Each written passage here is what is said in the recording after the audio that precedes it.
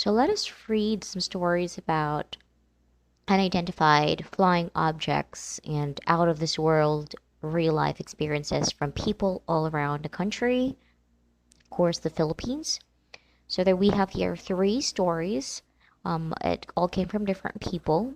So I'm gonna be doing three stories at a time today, so that you guys can just sit down, get your coffee, and just chill and listen and let me know if this is something you guys really would believe or also have experienced, or you think it's just a mere hoax. Story number one. I call this one Rice Fields of Batangas. The fireflies twinkled like miniature constellations across the vast expanse of the Batangas rice fields. It was a scene of serene beauty, a stark contrast to the chilling encounter that would forever change my perspective. I was a young farmhand, spending another night guarding our crops from wild boars, dogs, or even goats from the neighbors. The air was thick with the scent of damped earth and ripening rice. As I leaned against the rickety hut, a low hum caught my ear. Unlike the familiar drone of insects, this sound vibrated deep within my chest, sending shivers down my spine. Looking up, I saw it. A massive disc-shaped object hovered silently above the horizon. Unlike any aircraft I'd ever seen, it glowed with an ethereal light, casting an eerie blue hue on the surrounding fields. Panic clawed at my throat, constricting my breath. Suddenly, a beam of light erupted from the underside of the craft, bathing me in its white brilliance. I squeezed my eyes shut, but the light seemed to pierce through my eyelids. My mind reeled as a wave of nausea washed over me. Then, as abruptly as it appeared, the light beam retracted, and the object ascended back in the night sky with the same eerie silence it arrived with. The hum faded, leaving an unsettling quiet in its wake. Just then, a searing pain erupted in my head. Images flooded my mind, swirling galaxies, alien landscapes, and creatures unlike anything I could comprehend. The pain intensified, threatening to consume me. With a final surge of willpower, I ripped my gaze away from the beckoning vortex. Collapsing to the ground, I clutched my head, gasping for breath. The rice field was cloaked in darkness once more, and that disc was gone, vanished without a trace. That encounter left me physically and mentally drained. For weeks afterwards, I suffered from debilitating headaches and vivid nightmares. I kept the experience as a secret, fearing ridicule and disbelief. But the memory of the alien craft and the overwhelming urge to explore the unknown remained a constant presence in my life. It sparked a lifelong fascination with the cosmos, a yearning to understand the secrets that lie beyond our world. And that's the story we have. Story number one, Rice Fields of Batangas. Very interesting. Doesn't have any year at all. If we're going to think about it, we're not sure if it happened in 2000s or 1990s. But one thing for sure, it was a very scary experience for the person that wrote the letter. And it was also an experience that he probably thought that would be great to share it right this very moment, since this type of experiences are widely accepted and was even thought of by people. That what if, like, just what if we are not the only ones that exist? What if we are not the only intelligent human being in the universe? That's pretty good, thought to ponder. So let's move on to our story number two, Subic Bay Shadows. The salty sea air whipped through my hair as I stood watch on the deck of our fishing boat in the Subic Bay.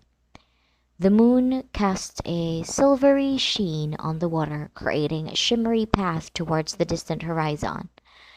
My crewmates huddled together, sharing stories and jokes, oblivious to the unsettling feeling that had begun to gnaw at me.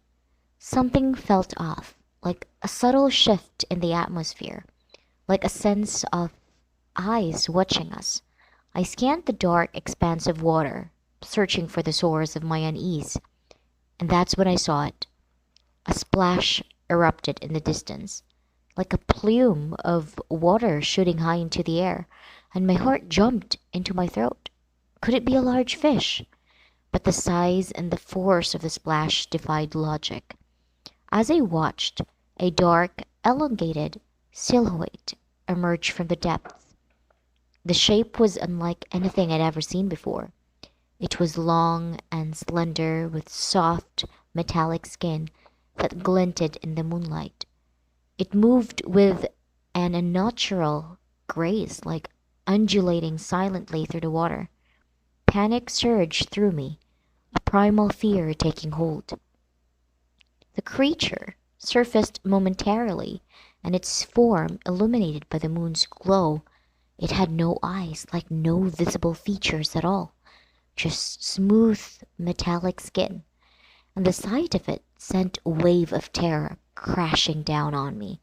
Then, just as quickly as it appeared, the creature submerged back into the depths, leaving only a trail of disturbed water in its wake. My crewmates, oblivious to the terrifying encounter, continued their chatter. I didn't dare share what I had seen back then. The fear was too potent. The experience was too unbelievable.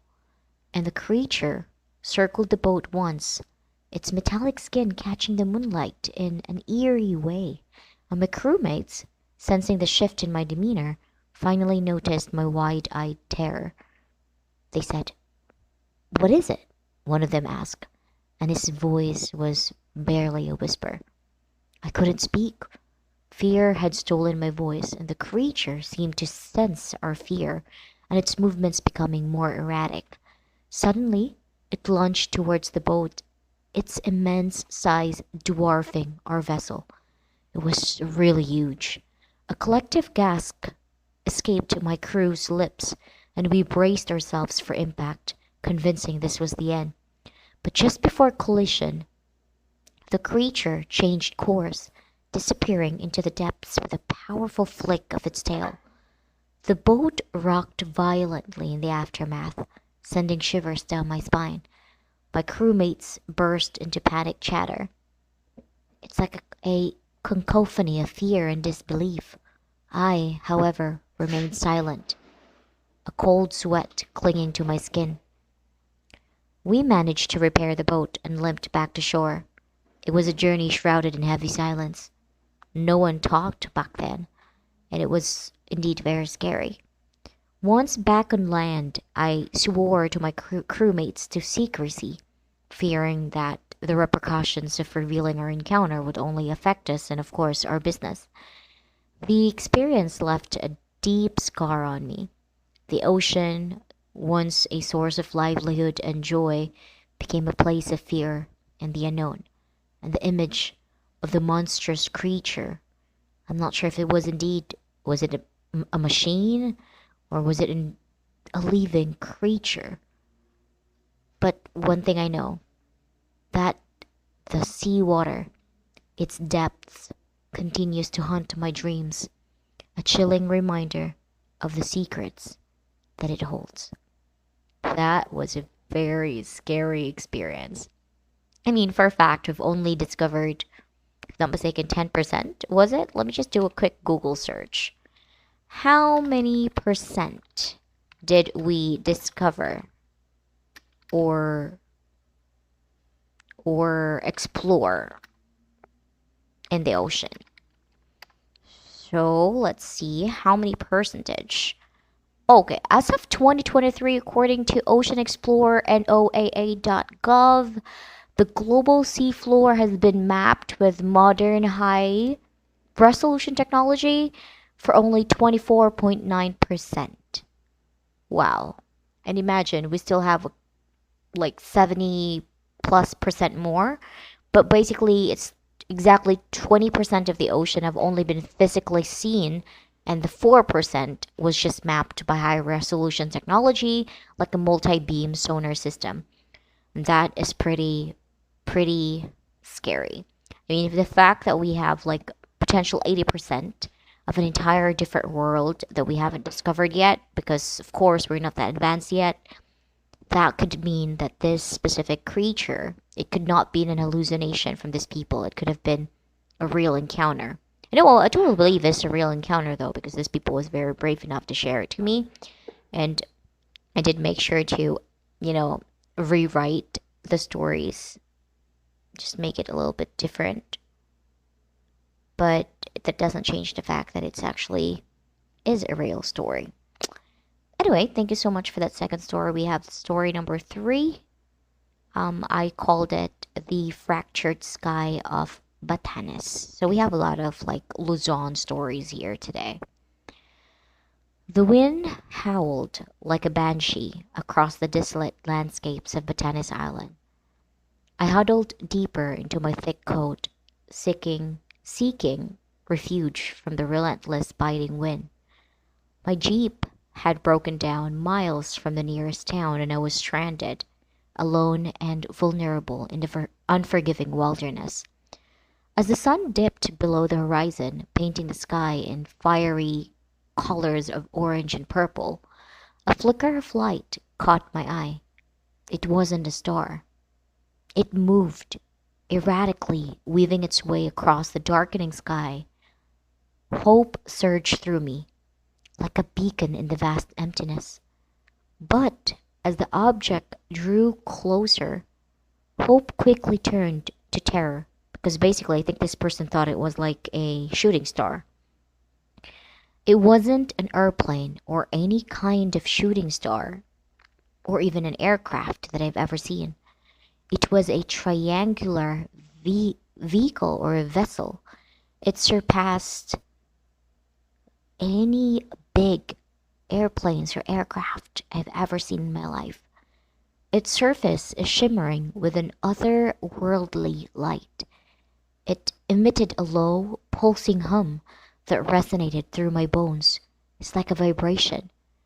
It made my teeth chatter. Suddenly, the sky above the craft fractured. It's like splitting open like a cracked windshield, and a blinding light erupted from the fractured sky, bathing the landscape with an ethereal glow. And the wind died down. It was an unsettling calm that settled over the island. Through the shimmering portal, I glimpsed a vast, swirling expanse of colors and shape, like a universe beyond my comprehension. Terror battled with curiosity. I asked myself, what secrets did this portal hold? And was it a gateway to another dimension, like a bridge to the unknown? The question hung heavy in the air, and it was unanswered. Then, as abruptly as it appeared, the tear in the sky began to mend, like a light dimmed and the swirling colors receded, and the portal sealed shut with a satisfying click. The fractured sky returned to normal, and the stars twinkling serenely above. The otherworldly craft, now cloaked in darkness, hovered silently for a moment before ascending back into the night sky, leaving only an echo of its presence behind. I was so dazed and bewildered. I stumbled back to my jeep, running out of breath, a shiver running down my spine. The experience left me speechless, like forever altering my perception of reality. Was it a hallucination? A figment of my fear-addled mind? Or a glimpse into the vastness of the cosmos? A confirmation that we are not alone? The answer remained a mystery. I myself am thinking it might have been a hallucination, but if it was a great story to tell. But strangely enough, I feel like it really wasn't. I know all of my questions remain unanswered, and even I myself is quite a bit confused and haste. But one thing was for certain. The night the sky fractured over Batanes Island was a night I would never forget. Ooh, well, that's a very this probably is the most thought provoking and one of my favorite story about UFOs yet so far. I mean, seeing that vividly might be what was probably very, how do I say this? Um, uh, Thought provoking. No, I did mention that a while ago, but it could have been like, how do I, when you like in the middle of an emergency and then you felt like a sudden urge to fight or flight.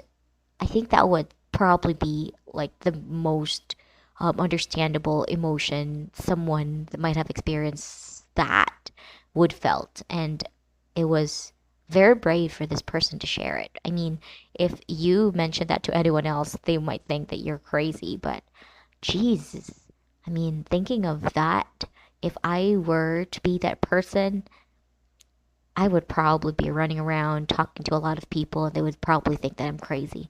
I don't know how this person lived after that, but it's probably very scary and it might have really changed this person's mindset because I myself am very much open-minded and I really do believe that we're not the only intelligent, species out there that can actually use technology and we've only discovered really really small percent of our past and even our surroundings, so it's very much interesting.